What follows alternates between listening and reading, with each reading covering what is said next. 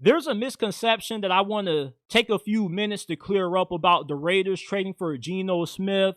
He's not mid, and he definitely is not washed. He's a top 13 quarterback in the NFL at the moment. He's a great deep ball thrower. He was third in the league in big time throws. He had the lowest amount of turnover worthy plays on deep pass attempts. And he was highly productive despite having a terrible situation in Seattle. Everybody likes to say, oh, Geno Smith had JSN, Tyler Lockett, DK Metcalf. There's no reason why he should have played at the level that he did last year. Well, even if you do have good receivers, it's hard to still play at a high level when you're pressuring on 38.5% of your dropbacks like Geno was behind one of the worst offensive lines in the league. Seattle's offensive line has been garbage for going on a decade plus now. And yet Geno, despite being pressured so often, still was one of the most accurate quarterbacks in the league. He's one of 20 quarterbacks in NFL history to finish the season completing 70% of his passes. Not only are you getting somebody that is a great deep ball thrower, but you're getting one of the most accurate quarterbacks in the league, which goes to my main point that I want to emphasize to the folks out there that have skepticisms around the Raiders making this trade. Geno Smith isn't a good enough quarterback to carry a team. That's what Seattle was asking him to do last year behind the offensive line that was garbage, an inconsistent rushing attack, hence why he had so many turnovers in the red zone. If you can't run the football in the red zone, you're putting your offense at a disadvantage. It's hard to throw the ball once you get inside that red area because the field is condensed. The majority of your playbook gets cut down. So if you can't run the ball and you put all this pressure on your quarterback to have to be Mr. Perfect, you know, of course you're going to get the results that you got from Geno Smith last year. But with the situation that he's going into with the Las Vegas Raiders, though, is more conducive to him having a good season. Last year, he had a solid season. It wasn't a good season. It definitely could have been better. It wasn't as good as his first season being a full-time starter in Seattle. But this year, with the Raiders having so much money to spend in free agency and having a lot of draft capital, they should be able to build a complete offense around Geno Smith where you're only asking him to be a game manager. You only need him to throw the ball 20 to 25 times. You have a good run game, which is going to help tailor to his strengths because with how accurate he is throwing the deep ball, you get that run game going, then you get that play action pass game going. Then you can get those deep vertical passing shots downfield with that nice deep ball that Geno throws so beautifully. And one thing that gets overlooked about the NFL is how you don't always need to have a uber quarterback like a Mahomes or Lamar or Josh Allen or Joe Burrow to win. You don't need an all-time great at QB to be able to win in today's NFL. We've seen guys like Joe Flacco be able to lead a team to the playoffs, be able to win a Super Bowl despite not always being considered the best at his position.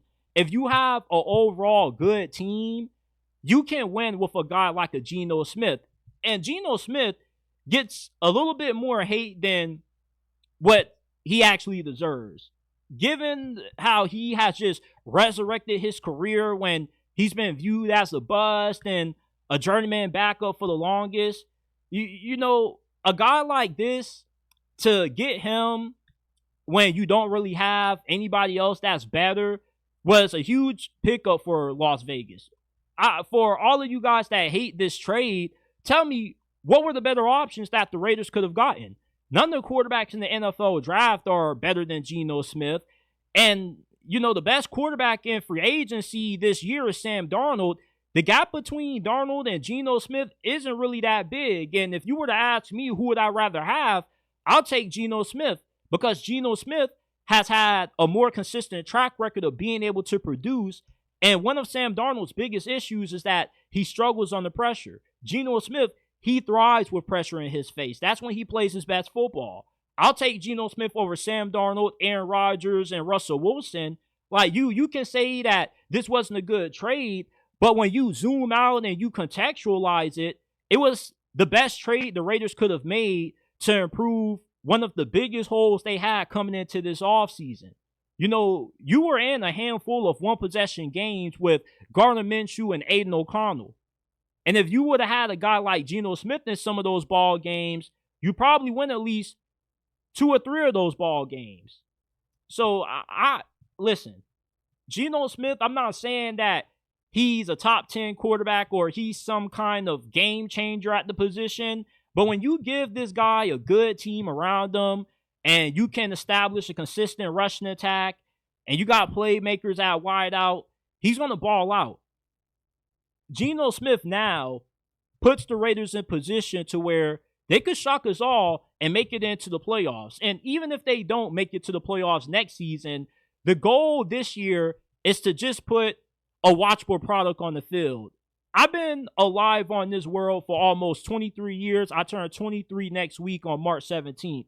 And I've only seen the Raiders make it to the playoffs about 2-3 times in my life.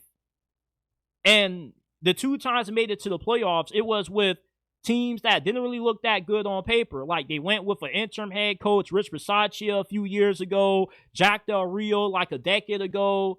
Like Geno Smith is probably the best quarterback the Raiders have had in a very long time. I definitely think that this version that the Raiders are getting of Geno Smith is better than any version of Derek Carr that they got post-injury. Because remember, Derek Carr was on a really fast rising trajectory early in his career until he got that back injury, and he was never the same after. Geno Smith right now, you're getting somebody that is still playing some of his best football.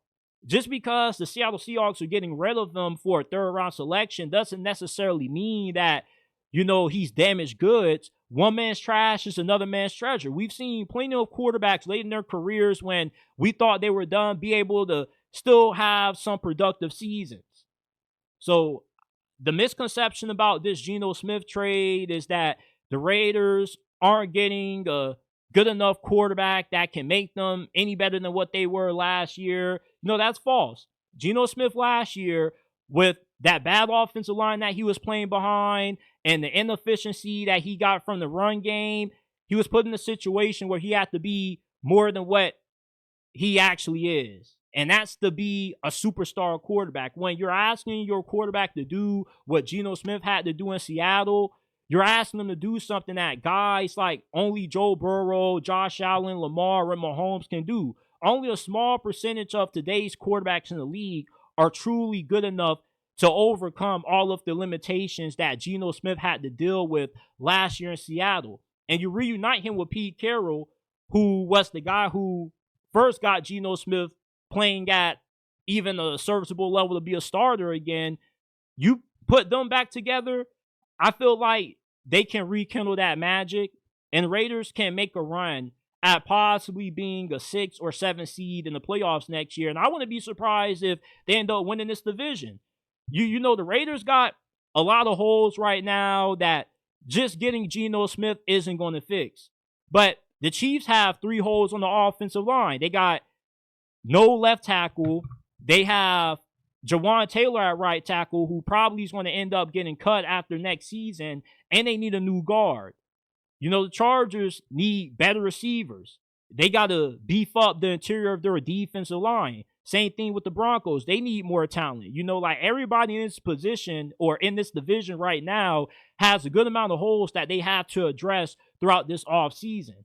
So right now, the AFC West is up for grabs. Getting Geno Smith now makes the Raiders a team that you got to pay attention to.